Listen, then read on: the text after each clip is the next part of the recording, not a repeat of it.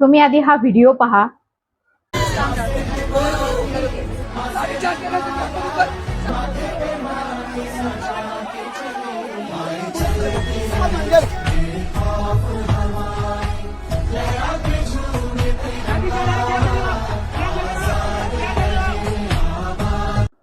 हा आहे आपल्या निर्लज्ज नीच सरकारचा खरा चेहरा।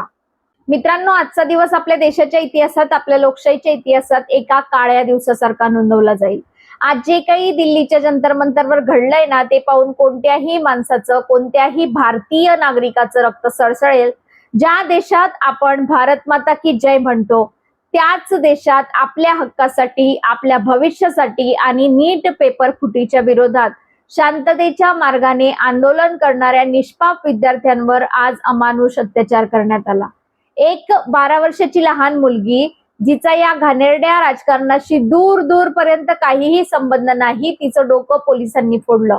सोनम वांगचुक यांच्या पत्नी गीतांजली आंगमो यांचे केस पकडून त्यांना रस्त्यावर फरफटत नेण्यात आलं आणि दिल्ली पोलिसांच्या काही पुरुष अधिकाऱ्यांनी थेट महिला विद्यार्थ्यांवर, तरुण मुलींवर अमानुष लाठीचार्ज केला, त्यांचे कपडे फाडले।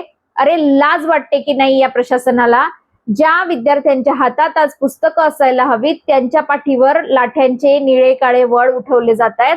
पण थांबा, हा फक्त एक साधा लाठीचार्ज नाहीये, यामागे एक अत्यंत भयंकर पूर्वनियोजित षडयंत्र रचलं गेलं होतं। असा कट जो ऐकून तुमच्या पायाखालची जमीन सरकेल। हा कट काय आहे हे जाणून घेण्यासाठी या व्हिडिओ शेवटपर्यंत नक्की बघा, कारण आज आपण या निर्लज्ज व्यवस्थेचे वाभाडे काढणार आहोत। लाखो विद्यार्थ्यांच्या भविष्याची नीट पेपर लीक मुळे आधीच राख रांगोळी झालीये। कित्येक निष्पाप मुलांनी नैराश्यातून आत्महत्या केली, कित्येकांची स्वप्न धुळीला मिळालीये आणि आज जेव्हा देशाच्या कानाकोपऱ्यातून आलेले हजारो विद्यार्थी अभिजित दिपके आणि सीजेपीच्या नेतृत्वाखाली शांततेच्या मार्गाने संसदेकडे न्याय मागण्यासाठी निघाले, तेव्हा या भ्याड सरकारने आणि प्रशासनाने आपली खरी हुकुमशाही आणि लायकी दाखवून दिली। लोकशाहीत शांततेने आंदोलन करण्याचा अधिकार प्रत्येकाला आहे, पण या विद्यार्थ्यांना काय मिळालं? दिल्ली पोलिसांचा एक अधिकृत संदेश सोशल मीडियावर फिरतोय, ज्यात ते म्हणतात की अशी कोणतीही हिंसा झालेली नाही आणि परिस्थिती अत्यंत प्रोफेशनली हाताळली गेली, म्हणजे डोळे उघडून सत्य पाहण्याची लायकी सुद्धा यांच्यात उरलेली नाहीये। एका बाजूला पोलीस म्हणतात काहीच झालं नाही आणि दुसऱ्या बाजूला जमिनीवर विद्यार्थ्यांचं रक्त सांडत होतं। हा विरोधाभास का?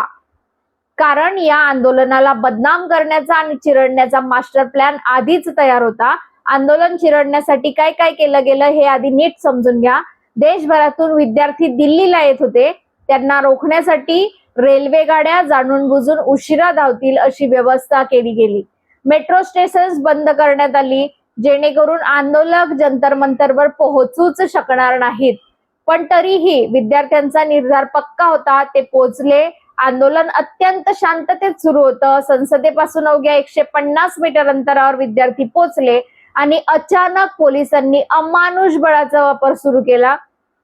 अश्रुधुराचे नळकांडे फोडण्यात आले, लाठ्या चालवल्या गेल्या, 40 ते 50 विद्यार्थी गंभीर जखमी झालेत। पण मित्रांनो, खरी धक्कादायक गोष्ट ही नाहीये। खरी भीतीदायक गोष्ट या लाठीचार्जच्या मागे लपलेली क्रूरता आणि प्री प्लॅनिंग आहे। आता विचार करा, एखादं आंदोलन चिघळलं तर पोलीस कारवाई करतात, बरोबर? पण इथे आंदोलन सुरू होण्याच्या आधीपासूनच काहीतरी काळं शिजत होतं। चला, मी तुम्हाला याचे एक एक पुरावे देते। ट्विस्ट नंबर 1, दगड विटांची रहस्यमयी गाडी। जंतर मंतरवर आंदोलक पोहोचण्याच्या आधीच तिथे दगड विटांनी भरलेली एक गाडी कोणी उभी करून ठेवली होती। तिथे पोलीस होते, बंदोबस्त होता, विद्यार्थी तर शांततेत आले होते, त्यांच्या हातात फक्त फलक होते। मग हे दगड कुणासाठी होते? स्वतः विचार करा। आंदोलकाला हिंसक वळण देण्यासाठी ही व्यवस्था आधीच कोणीतरी केली होती। ट्विस्ट नंबर 2, सीसीटीव्ही कॅमेऱ्यांची गायब होणारी नजर, तिथले मेटल डिटेक्टर आणि सर्वात महत्वाचं म्हणजे सीसीटीव्ही कॅमेरे पोलिसांनी स्वतःच्या हाताने काढून टाकले। सीसीटीव्ही का बंद केले गेले यामागचं कारण उघड आहे। उद्या तिथे काहीही अघोरी कृत्य करायचं आणि स्वतःच्या हाताने राडा घडवून आणायचा आणि त्याचं खापर बिचाऱ्या विद्यार्थ्यांवर फोडायचं। सीसीटीव्ही असते तर पोलिसांचे चेहरे समोर आले नसते ना।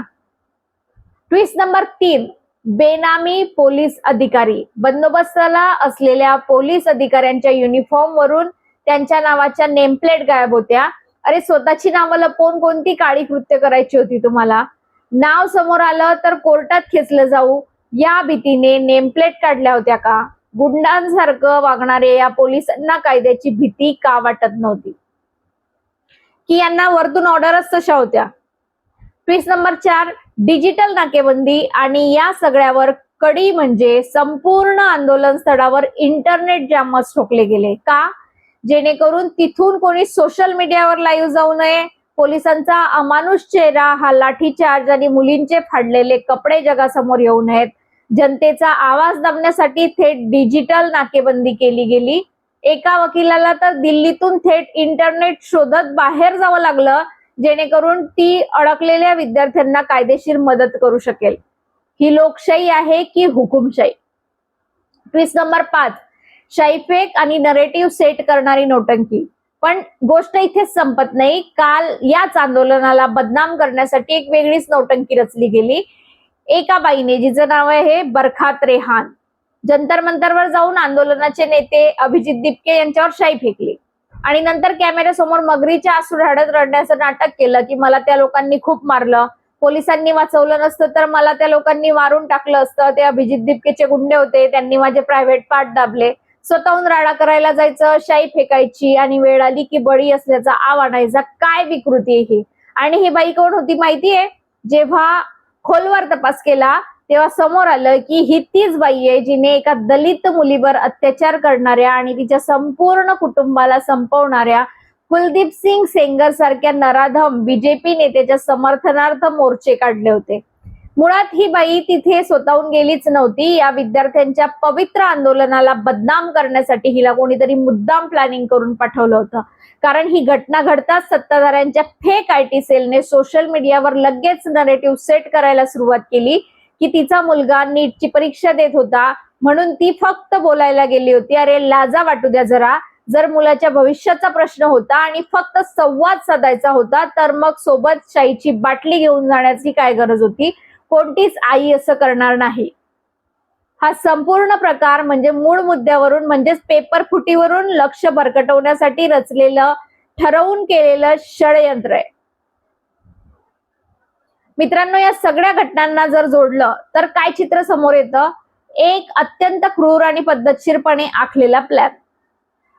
प्रवासाचे सगळे मार्ग रोखायचे, इंटरनेट बंद करायचे, कॅमेरे हटवायचे, ओळख लपवायची आणि मग विद्यार्थ्यांवर तुटून पडायचं.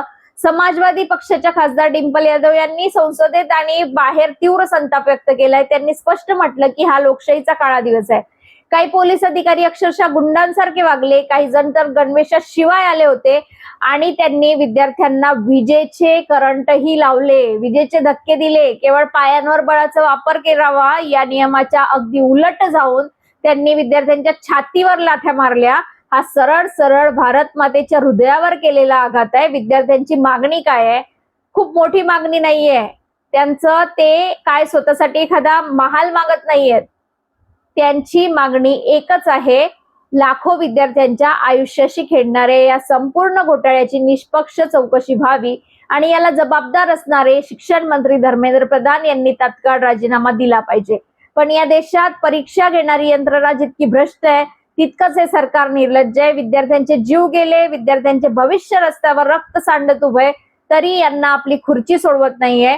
आता या संपूर्ण प्रकरणाला मला या निर्लज्ज सरकारला, दिल्ली पोलिसांना आणि विशेषतः शिक्षण मंत्री धर्मेंद्र प्रधान यांना काही खडे आणि कडक प्रश्न विचारायचे आहेत, ज्यांची उत्तरं देण्याची त्यांची लायकी नाही.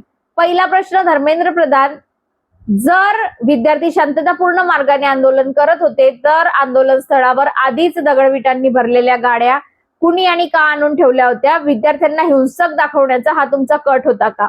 दुसरा प्रश्न, बंदोबस्तावर असणाऱ्या पोलीस अधिकाऱ्यांच्या युनिफॉर्म वरून त्यांच्या नावाच्या नेमप्लेट का गायब होत्या? स्वतःची नावं लपवून पोलिसांना कोणती गुंडगिरी करायची होती? तुम्ही त्यांना न्यायालयातून वाचवण्यासाठी हे पाऊल उचललं होतं का? तिसरा प्रश्न असा की आंदोलन सुरू व्हायच्या आधीच तिथले सीसीटीव्ही कॅमेरे आणि मेटल डिटेक्टर पोलिसांनी स्वतःच्या हाताने का काढून टाकले? तिथे काय लपवायचं होतं? पोलिसांचा क्रूर चेहरा जगापासून लपवणं हाच या मागचा हेतू होता का? चौथा प्रश्न असा की तिथे इंटरनेट जॅमर्स लावून डिजिटल नाकाबंदी का केली गेली? पोलिसांचा हा अमानुष लाठीचार्ज आणि अत्याचार जगासमोर येऊ नये म्हणून तुम्ही इतके का घाबरला होतात? पाचवा आणि सर्वात महत्वाचा प्रश्न धर्मेंद्र प्रधानजी, एका बाजूला तुम्ही शिक्षण मंत्री म्हणून कोट्यवधींच्या पेपर फुटीची आणि भ्रष्टाचाराची नैतिक जबाबदारी घ्यायला तयार नाही, आपली खुर्ची सोडायला तयार नाही, आणि दुसऱ्या बाजूला न्याय मागणाऱ्या तरुण मुलींवर, महिलांवर पुरुष पोलीस अधिकारी लाठ्या चालवतायत, त्यांचे कपडे फाडतायत. हाच का तुमचा नवा भारत? तुमच्या घरात माता भगिनी नाहीत का? विद्यार्थ्यांच्या रक्ताने माखलेली ही खुर्ची सांभाळताना तुम्हाला रात्री झोप तरी कशी येते? मित्रांनो, आज जर आपण शांत बसलो तर उद्या आपल्या घरातील मुलांवरही अशाच लाठ्या चालतील. हा लढा फक्त त्या विद्यार्थ्यांचा नाही, हा लढा या देशाच्या भविष्याचा आहे. हा व्हिडिओ जास्तीत जास्त शेअर करा जेणेकरून प्रशासनाचा हा काळा चेहरा आणि हे गंभीर षडयंत्र देशातल्या प्रत्येक नागरिकांपर्यंत पोहोचेल. तुम्हाला या संपूर्ण प्रकरणावर काय वाटतं? शिक्षण मंत्र्यांनी राजीनामा दिला पाहिजे की नाही? हे मला खाली कमेंट करून नक्की सांगा. व्हिडिओला लाईक करा, शेअर करा आणि चॅनलला सबस्क्राईब करायला विसरू नका. जय हिंद, जय महाराष्ट्र. सावधान राहा, सतर्क राहा, काळजी घ्या. धन्यवाद.